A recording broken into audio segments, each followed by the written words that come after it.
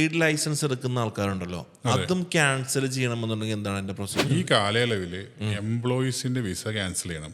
നിങ്ങളെ സ്ഥാപനത്തിലുള്ള എംപ്ലോയീസിന്റെ വിസ, അതുപോലെ അത് ഇമിഗ്രേഷനും എല്ലാം ക്യാൻസൽ ചെയ്ത് ക്ലിയർ ആക്കണം. അതുപോലെ ഇൻവെസ്റ്ററുടെ വിസ ഉണ്ടാവും അതിൽ, അത് ക്യാൻസൽ ചെയ്യണം.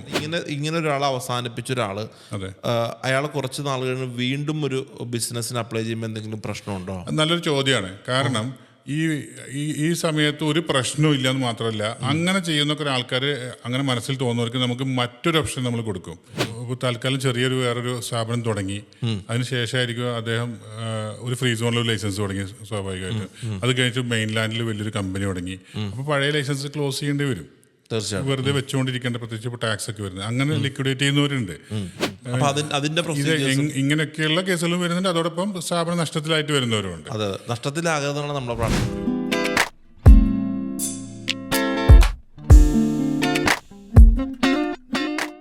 മറ്റൊരു പോഡ്കാസ്റ്റിംഗ് എപ്പിസോഡിലേക്ക് നമ്മുടെ എല്ലാ സുഹൃത്തുക്കൾക്കും സ്വാഗതം. ഈ ഒരു വീഡിയോ ആർക്കും ഉപകാരപ്രദമാകല്ലേ എന്ന് വിചാരിച്ച് നമുക്ക് തുടങ്ങാം, അല്ലേ?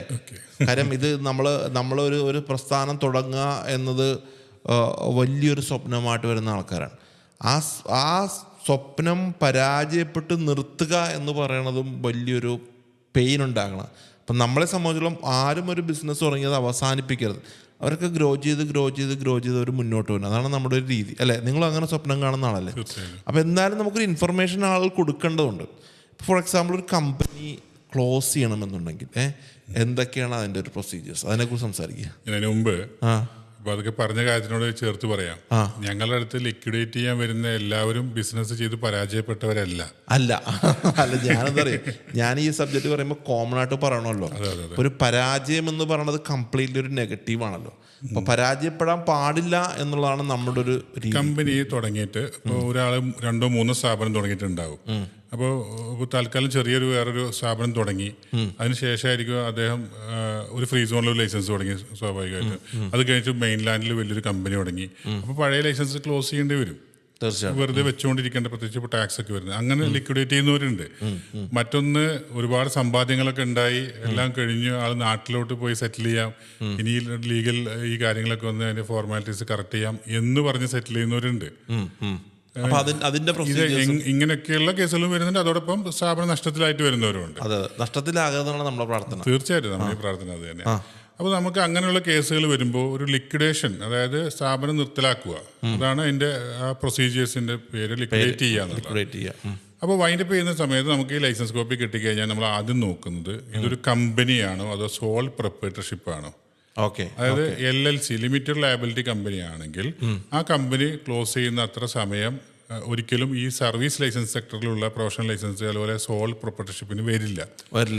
ഒരു ലിമിറ്റഡ് ലയബിലിറ്റി കമ്പനി ക്ലോസ് ചെയ്യുന്ന സമയത്ത് ആദ്യം മനസ്സിലാക്കേണ്ടത് ഒരു 45-50 days news paper, Arabic news പേപ്പറിൽ അത് അഡ്വർടൈസ് ചെയ്യണം ആദ്യം. ഇതിൻ്റെയൊക്കെ മുന്നോടിയായിട്ട് ആദ്യം നിങ്ങൾ ഡിസൈഡ് ചെയ്ത് കഴിഞ്ഞാൽ നമുക്ക് നോട്ടറി പബ്ലിക് ഉണ്ട് UAE, അവിടെ പോയി ഇതിന്റെ ഡോക്യുമെന്റ് ശരിയാക്കി ആദ്യം എക്കണോമിക് ഡിപ്പാർട്ട്മെന്റ് പേപ്പർ, പിന്നെ നോട്ടറി പബ്ലിക്കിന്റെ ക്യാൻസലേഷന്റെ പേപ്പർ എടുത്തതിന് ശേഷം ഒരു 520 dirhams ഒക്കെ വരുന്ന ചെറിയ പ്രൊസീജിയേഴ്സ് ആണ്. ഇത് കഴിഞ്ഞതിന് ശേഷമാണ് ഈ ന്യൂസ് പേപ്പറിൽ അഡ്വർടൈസ്മെന്റ് കൊടുക്കുക. ഈ കാലയളവിൽ എംപ്ലോയീസിന്റെ വിസ ക്യാൻസൽ ചെയ്യണം. നിങ്ങളെ സ്ഥാപനത്തിലുള്ള എംപ്ലോയീസിന്റെ വിസ, അതുപോലെ അത് ഇമിഗ്രേഷനും എല്ലാം ക്യാൻസൽ ചെയ്ത് ക്ലിയർ ആക്കണം. അതുപോലെ ഇൻവെസ്റ്ററുടെ വിസ ഉണ്ടാവും അതിൽ, അത് ക്യാൻസൽ ചെയ്യണം. നിലവിലെ വണ്ടികൾ ഉണ്ടെങ്കിൽ അത് ക്യാൻസൽ ചെയ്യണം. ഇങ്ങനെ കമ്പനിയുടെ അസറ്റുകൾ ഉണ്ടെങ്കിൽ അതെല്ലാം, ഓഫീസ് ഉണ്ടെങ്കിൽ ക്ലോസ് ചെയ്തു, അങ്ങനെ എല്ലാ കാര്യം തീർത്തതിന് ശേഷം മാത്രമേ നമുക്ക് ഈ ദിവസങ്ങൾ കഴിഞ്ഞാൽ കിട്ടുക.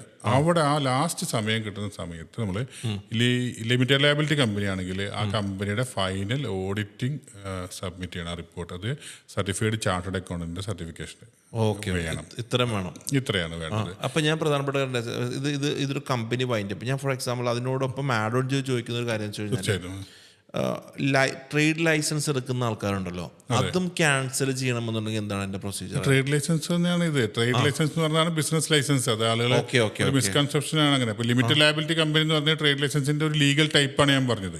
അതേപോലത്തെ ട്രേഡ് ലൈസൻസിന്റെ വേറൊരു രണ്ടും ഒന്നാണ്. ട്രേഡിംഗ് ലൈസൻസും ട്രേഡ് ലൈസൻസും മാറി പോവാറുണ്ട്. ട്രേഡിംഗ് തന്നെ വാങ്ങാൻ വെക്കുന്ന കൊമേഴ്ഷ്യൽ ആക്ടിവിറ്റിക്ക് ലൈസൻസ്. ട്രേഡ് ലൈസൻസ് എന്ന് പറയുന്നത് എല്ലാത്തിനെയും വിളിക്കുന്ന ഒരു കോമൺ പേരാണ്.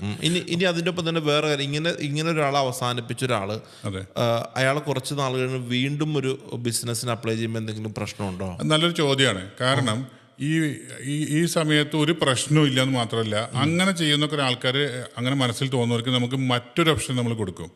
ഈ ട്രേഡ് ലൈസൻസ് നമുക്ക് ഫ്രീസ് ചെയ്ത് വെക്കാൻ പറ്റും. ഫ്രീസ് വെക്കാൻ പറ്റും. അപ്പോഴും ഈ എംപ്ലോയീസ് ഒന്നും ഉണ്ടാവാൻ പാടില്ല, പക്ഷെ ഫ്രീസ് ചെയ്ത് വെക്കാം. നമുക്ക് അതിന് കുറച്ച് ചെറിയ പ്രൊസീജിയർ ഉണ്ട്. അപ്പോൾ നമുക്ക് ഒന്നും നഷ്ടപ്പെടുന്നില്ല. പഴയ ലൈസൻസിന്റെ ഡേറ്റ് കിട്ടുന്നു, നിങ്ങൾ ഫ്രീസ് ചെയ്ത ലൈസൻസ് വീണ്ടും ഒന്ന് ആക്ടിവേറ്റ് ചെയ്യുമ്പോൾ നമുക്ക് അതേ പേര് തന്നെ കിട്ടുന്നു, അതേ സ്ഥാപനം കിട്ടുന്നു. പക്ഷെ അതേസമയം എക്കണോമിക് ഡിപ്പാർട്ട്മെന്റിൽ ഒരു ട്രേഡ് ലൈസൻസിന്റെ ഫീസോ കാര്യങ്ങളോ അത് 2200 ദിർഹംസ് മാത്രം കൊടുത്ത് നമുക്കൊരു 3-4 വർഷത്തേക്ക് അത് ഫ്രീസ് ചെയ്ത് വെക്കാനായി സാധിക്കും. അപ്പോൾ ഞാനത് റെക്കമെൻഡ് ചെയ്യാറുണ്ട്. അത് അറിയാത്ത ആളുകൾ ഒന്ന് വേഗം ലിക്വിഡേറ്റ് ചെയ്ത് പോകും. അപ്പൊ അതുകൊണ്ട് അത് നമ്മൾ പറഞ്ഞു കൊടുക്കും. അങ്ങനെയുള്ള പല പല കാര്യങ്ങളുണ്ട്. അതാണ് ഈ കൺസൾട്ടൻസിന്റെ ഇമ്പോർട്ടൻസ് പറയുന്നത്. നല്ലത് നിങ്ങൾ റെക്കമെൻഡ് ചെയ്യുന്ന സമയത്ത് ഫ്രീസ് ചെയ്ത് വെച്ചിട്ട് വന്നിട്ട് അത് ആക്ടിവേറ്റ് ചെയ്യാം. പിന്നെ നേരത്തെ പറഞ്ഞു ഞാൻ ലിമിറ്റഡ് ലയബിലിറ്റി കമ്പനിയുടെ കാര്യം. അത് തന്നെ സോൾ പ്രൊപ്രൈറ്റർഷിപ്പിലേക്ക് വരികയാണെങ്കിൽ ഇതൊന്നും വേണ്ട. ഈ വിസകൾ ക്യാൻസൽ ചെയ്ത് ഡയറക്റ്റ് എക്കണോമിക് ഡിപ്പാർട്ട്മെന്റിൽ ക്യാൻസലേഷൻ സബ്മിറ്റ് ചെയ്യാൻ പറ്റും. റിയാസ്, ഞാൻ എൻ്റെ ഒരു ചെറിയൊരു ഡൗട്ട് എന്ന് വെച്ചിട്ട്, ഫോർ എക്സാമ്പിൾ ഒരാൾ ലിക്വിഡേഷൻ കഴിഞ്ഞു, എല്ലാം കഴിഞ്ഞ് പോയി, അയാൾ നാട്ടിൽ വന്നു, 1 വർഷം കഴിഞ്ഞപ്പോൾ വീണ്ടും അയാൾക്ക് തോന്നി പുതിയൊരു ബിസിനസ് ആശയമായിട്ട് വരാമെന്ന് പറഞ്ഞാൽ അയാൾ പിന്നീട് ലൈസൻസിന് അപ്ലൈ ചെയ്യുമ്പോൾ എന്തെങ്കിലും പ്രശ്നമുണ്ടോ? ഇല്ല, ഒന്നുമില്ല. ആ ലിക്വിഡേറ്റ് ചെയ്ത സ്ഥാപനം കണ്ട് അത് കഴിഞ്ഞു, അത് അവസാനിച്ചു. ആളുടെ ഫയലൊന്നുമില്ല, പുതുതായിട്ട് സ്ഥാപനം തുടങ്ങുന്നു. ഒരു ലയബിലിറ്റി ഒക്കെ ഉണ്ടാക്കി വെച്ചിട്ട് ഓടിപ്പോയ ആൾക്കാർ അത് ബുദ്ധിമുട്ടുള്ളൂ. ഇദ്ദേഹം വളരെ ലീഗലി ലിക്വിഡേറ്റ് ചെയ്ത് പോകുന്നതല്ലേ. അതുകൊണ്ടാണ് നമ്മൾ ലിക്വിഡേഷൻ ചെയ്യണമെന്ന് പറയുന്നതിന്റെ കാരണം. അല്ല, ചിലപ്പോഴേ ഇനിയിവൻ ഇത്രയും നാൾ ഇവിടെ ചെയ്ത് ബിസിനസ് ചെയ്തില്ല, പൊട്ടിപ്പോയി, ഇനി ഇവനടുത്ത് കൊടുക്കണ്ട, അങ്ങനെയൊന്നുമില്ല. ഇതെന്തായാലും ഒരു പുതിയ ഇൻഫർമേഷൻ ആകട്ടെ. അപ്പൊ റിയാസ് ഭായ് പറഞ്ഞ നമ്മുടെ ഓഡിയൻസിന് വലിയൊരു ടേക്ക് അവേ എന്ന് പറഞ്ഞാൽ ലിക്വിഡേഷനിലേക്ക് പോകേണ്ടതാണെങ്കിൽ ഫ്രീസ് ചെയ്യാം അല്ലേ? ഫ്രീസ് ചെയ്യുന്നതിന് കാലപരിധികളുണ്ടോ? 3 വർഷം. 3 വർഷം വരെ. അത് കഴിഞ്ഞാൽ നമ്മൾ ആക്ടിവേറ്റ് ചെയ്യണമെന്നാണ്. ഇല്ലെങ്കിൽ നമ്മൾ സ്പെഷ്യൽ അപ്രൂവൽ ഒക്കെ എടുത്തിട്ട് നീട്ടി കൊടുക്കാറൊക്കെ ചെയ്യാൻ പറ്റും. അപ്പോൾ എന്നാലും പുതിയൊരു ഇൻഫർമേഷൻ ആണ്. അപ്പോൾ ആരെങ്കിലും ഇങ്ങനെ എന്തെങ്കിലും ബുദ്ധിമുട്ട് അവിടെ അനുഭവിക്കുന്നുണ്ട് എന്നുണ്ടെങ്കിൽ അതിനും ഒരു സൊല്യൂഷൻ ഉണ്ട്. നിങ്ങൾ ലിക്വിഡേറ്റ് ചെയ്യേണ്ട, ഫ്രീസ് ചെയ്യാം. 3 വർഷം കഴിഞ്ഞ് ഒന്ന് സെറ്റപ്പായിട്ടൊക്കെ വീണ്ടും തുടങ്ങാം അല്ലേ? അപ്പോൾ അതൊക്കെ നിങ്ങളെ സഹായിക്കും. തീർച്ചയായും നിങ്ങളെല്ലാവരും സഹായിക്കും, നമുക്കറിയാം. അപ്പോൾ എല്ലാവിധ ആശംസകളും. വീണ്ടും കാണാം. Thank you.